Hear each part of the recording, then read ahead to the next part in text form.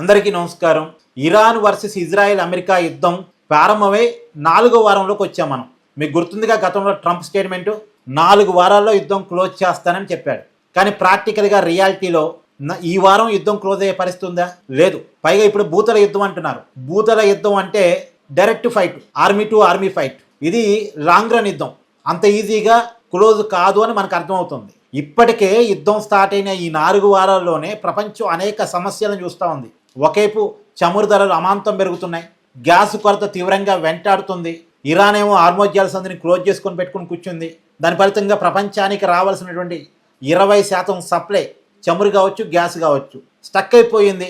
దేశాలు ఇబ్బంది పడుతున్నాయి. మన దేశం కూడా గ్యాస్ కొరతతో ఇబ్బంది పడుతూ ఉంది. పైగా చమురు ధరలు పెరగటం కూడా స్టార్ట్ అయింది. మనం చూస్తున్నాం, పెట్రోల్ ధరలు పెరుగుతున్నాయి.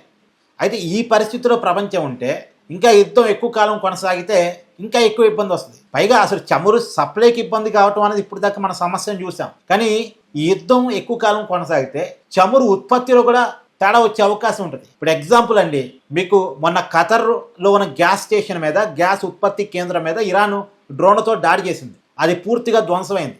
ఆ ఖతర్ గ్యాస్ ఉత్పత్తి కేంద్రం నుంచి మన దేశానికి 10% సప్లై వస్తూ ఉంటుంది. ఇప్పుడు ఆ ధ్వంసమైనటువంటి ఖతర్ గ్యాస్ ఉత్పత్తి కేంద్రం రికవరీ కావడానికి ఒక 3-4 సంవత్సరాలు పట్టిందట. ఆ 3-4 సంవత్సరాల పాటు 10% సప్లై మనకి ఆగిపోయినట్టే లెక్క. యుద్ధం ఆగిపోయినా సరే మనకి 10% సప్లై ఖతార్ నుంచి రావాల్సింది ఆగిపోయింది. అంటే యుద్ధం తర్వాత కూడా ఉండేటువంటి సమస్యలు అలాగే ఉంటాయి. ఇంకా యుద్ధం ఎక్కువ కాలం కొనసాగితే సమస్యలు పెరుగుతూ ఉంటాయి. రేపొద్దున చమురు రేటు పెట్టడం దొరకని పరిస్థితి వస్తుంది. అంటే పెట్రోల్ డీజిల్ రేటు పెరిగినా సరే, రేటు పెట్టడానికి కస్టమర్ సిద్ధమైనా సరే కొరత ఉంటుంది. ఉత్పత్తి ఆగిపోయినప్పుడు, ఉత్పత్తి తగ్గిపోయినప్పుడు, డిమాండ్ దగ్గర ఉత్పత్తి లేనప్పుడు, డిమాండ్ దగ్గర సప్లై లేనప్పుడు రేటు పెట్టిన ఎక్కడి నుంచి వస్తుంది? సో ఉత్పత్తి మీద ప్రభావం పడే పరిస్థితులు యుద్ధంలో కనపడుతున్నాయి. ఎందుకంటే చమురు శుద్ధి కర్మాగారాల మీద, గ్యాస్ ఉత్పత్తి కేంద్రాల మీద దాడులు జరుగుతున్నాయి. కాబట్టి ప్రధానంగా ఇరాన్ అయితే అసలు వాటినే టార్గెట్ చేసుకుని యుద్ధం చేస్తుంది. కాబట్టి ఖచ్చితంగా రాబోయే కాలంలో మనం చమురు సమస్యను చూడబోతున్నాం, గ్యాస్ సమస్యను చూడబోతున్నాం. యుద్ధం క్లోజ్ అయినా సరే కొంతకాలం మాత్రం అది ఉండొచ్చు కాక. సరే, మనకి ఒక్క చమురు విషయంలో మనకి ప్రశాంతత ఏంటంటే మనకి రష్యా సహకరిస్తుంది కాబట్టి మనం కొంత ఇబ్బంది లేదనుకోవాలి ఒక రకంగా చెప్పాలంటే. ఇప్పుడు అమెరికా ప్లాన్ చేస్తుంది ఏంటంటే కరుగు దీవులను ఆక్యుపై చేసుకుని, అంటే ఇరాన్కి కరుగు దీవులు చాలా ఇంపార్టెంట్. అక్కడి నుంచే చాలా దేశాలకి వాళ్ళు చమురు కావచ్చు, పవర్ కావచ్చు సప్లై చేస్తూ ఉంటారు. అక్కడి నుంచే మార్కెటింగ్ చేస్తూ ఉంటారు వాళ్ళు. సో దాన్ని గనక అమెరికా ఆక్యుపై చేసుకుంటే ఇరాన్ ఆర్థిక వ్యవస్థ మొత్తం కూడా స్టక్ అయిపోయింది. ఇరాన్ ఆర్థిక వ్యవస్థ మొత్తం కూడా అమెరికా చేతుల్లోకి వెళ్ళిపోయింది. దాన్ని ఆక్యుపై చేసుకుందామని అమెరికా, ఇజ్రాయెల్ ప్లాన్ చేస్తున్నాయి. ఈ ప్లాన్ ఎప్పుడు ఉండాలి? యుద్ధం స్టార్ట్ కాకముందే ప్లాన్ చేసుకొని, యుద్ధం స్టార్ట్ కాగానే ముందు ఈ దీవుల మీద టార్గెట్ చేసి ప్లాన్ చేసుకొని ఆక్యుపై చేసుకోవాలి. ఇప్పుడు ప్లాన్ చేస్తున్నారు ఇంత సమస్య వచ్చిన తర్వాత. ఇప్పుడు హార్మోజ్ జలసంధిని ఆక్యుపై చేసుకుందాం రమ్మని ప్రపంచ దేశాన్ని ట్రంప్ పిలుస్తున్నాడు. అసలు హార్మోజ్ జలసంధి మీద ప్లాన్ ఎప్పుడు ఉండాలి? అమెరికాకి యుద్ధం స్టార్ట్ కాకముందు ఉండాలి. ఇప్పుడు ట్రంప్ మినిమం ఆలోచించాలి కదా, యుద్ధం స్టార్ట్ అయిన తర్వాత ఇరాన్ వాళ్ళు చేసే పని ఏంటి? ఇరాన్ వాళ్ళు హార్మోజ్ జలసంధిని క్లోజ్ చేయొచ్చు. వాళ్ళు క్లోజ్ చేస్తే ప్రపంచానికి ఒక 20% సప్లై ఆగిపోయింది. అప్పుడు ఏం చేద్దాం అని ఒక ప్లాన్ రచించుకొని యుద్ధం స్టార్ట్ చేయాలిగా.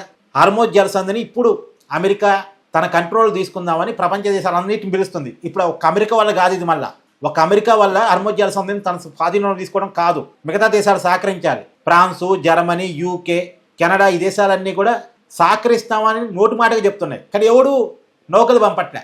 మీరు బోండి హార్మోజ్ జలసంధిని ఆక్యుపై చేసుకోండి, మేము కూడా వస్తామంటున్నారు. కానీ ఎవరు ముందుకు మాత్రం రావట్లే. అందుకనే ట్రంప్ చాలా ఆవేశంగా ఊగిపోతున్నాడు.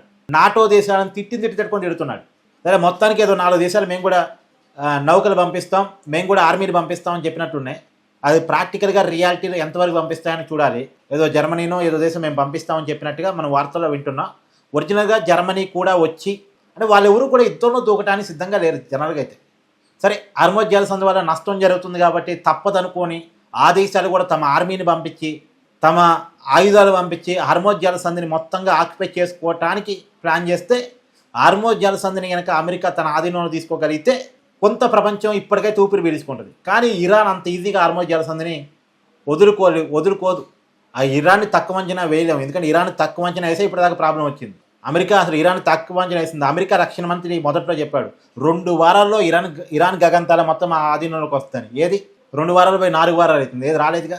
అంతిమంగా ఇరాన్ అమెరికాకు లొంగాల్సిందే, ఆప్షన్ లేదు. ఇరాన్ ఏమీ గొప్పగా లేదు, ఇరాన్ నాశనం అయిపోయింది. కాకపోతే చావు దెబ్బ కొట్టాలని చూస్తుంది. నన్ను ఇంత ఇబ్బంది పెట్టారు, అంటే లొంగని మనసత్వం, మొండి మనసత్వం. గట్టిగా ఫైట్ చేస్తున్నారు వాళ్ళు, తీవ్రంగా ఫైట్ చేస్తున్నారు, తిరగబడి ఫైట్ చేస్తున్నారు. పోతే పోయింది ప్రాణం, మేము ఫైట్ చేయాలంతే అని ఫైట్ చేస్తుంది ఇరాన్. కాబట్టి ఈ యుద్ధానికి ముగింపు ఎక్కడో, కరుగు దీవుని హార్మోజ్ జలసంధిని కనుక నిజంగా అమెరికా ఆక్యుపై చేసుకోగలిగితే, ఈ విషయంలో సక్సెస్ కాగలిగితే ఇరాన్ని కంట్రోల్లో తీసుకురావచ్చు. కానీ ఇప్పుడు యుద్ధం స్టార్ట్ అయ్యి 4 వారాల తర్వాత, ప్రపంచం సమస్యల్లో కూరుకుపోయిన తర్వాత ఈ ఐడియా ట్రంప్కి వచ్చింది. ఇది ముందు రావాల్సిన ఐడియా.